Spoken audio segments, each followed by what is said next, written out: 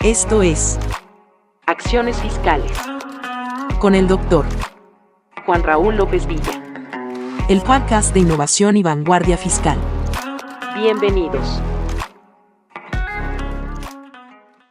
¿Qué tal? ¿Cómo están? El día de hoy vamos a hablar de un tema del cual muy probablemente no se ha abordado lo suficiente y sí, nos referimos efectivamente a la prisión preventiva oficiosa para delitos fiscales. Es el caso de que el 31 de diciembre del año pasado, mientras la gente estaba festejando el año nuevo, dándose los abrazos, los besos, los regalos o quizá peleándose por los terrenos de la abuela, la autoridad de manera flagrante y con una intención maquiavélica reformó, sí, a escondidas muy probablemente, el artículo 19 constitucional para incluir por primera vez dos delitos en materia fiscal que, valga el comentario, nunca antes se habían incluido como merecedores de la prisión preventiva oficiosa. Me refiero al delito de contrabando y a un delito que la autoridad le denominó de compraventa de facturas falsas.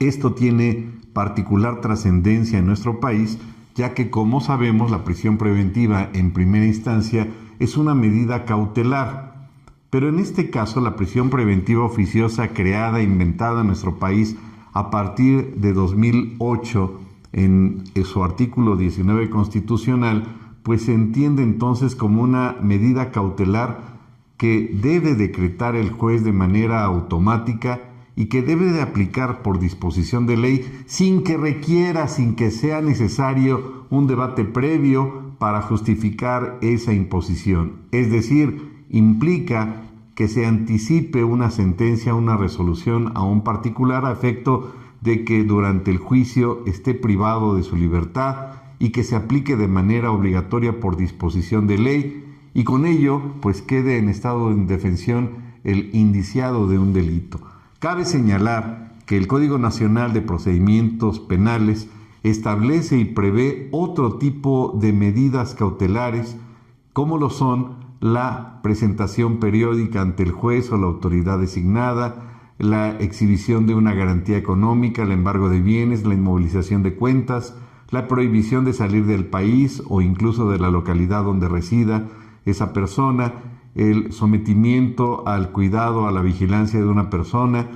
el prohibir que concurra a determinados lugares, la prohibición de convivir o acercarse a determinadas personas, la separación inmediata del domicilio, la suspensión temporal del cargo, la suspensión temporal de una actividad profesional o laboral, la colocación de localizadores electrónicos, el resguardo en el propio domicilio y finalmente la prisión preventiva. Es decir, existen otras medidas cautelares que podría considerar la autoridad jurisdiccional antes de aplicar la prisión preventiva oficiosa. Es el caso, como todos ustedes saben, que la prisión preventiva oficiosa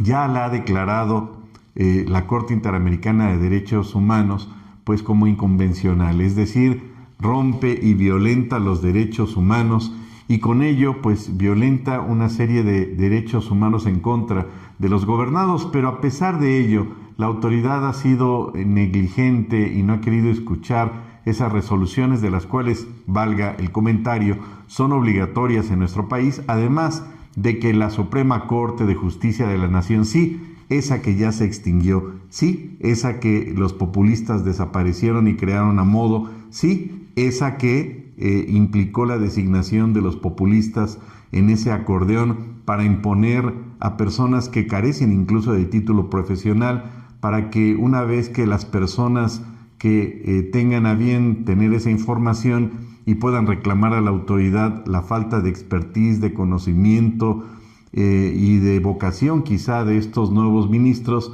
pues puedan los populistas referir que uno es clasista, que uno va en contra de los indígenas, que pobrecitos indígenas, que se le parece a Benito Juárez, y una sarta de inconsistencias o de incongruencias que no tienen nada que ver con la independencia que debe de tener el Poder Judicial de la Federación y que efectivamente en nuestro país no existe, con esa desaparición gradual de lo que conocíamos en nuestro país como la República. Pero en ese tenor entonces, entendemos que la prisión preventiva oficiosa como una medida cautelar pues desvirtúa obviamente la naturaleza de la prisión preventiva como tal y la convierte, como la ha señalado la Corte Interamericana de Derechos Humanos, en una pena anticipada, lo cual evidentemente es inaceptable y, como hemos señalado, violenta los derechos humanos y violenta los convenios que México ha suscrito en materia de derechos humanos.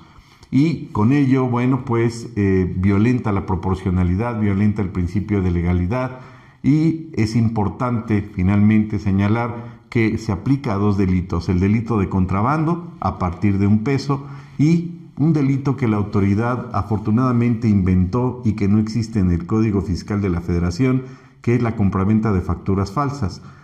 Hay que señalar finalmente que las facturas falsas en nuestro país no existen desde 2013, ya que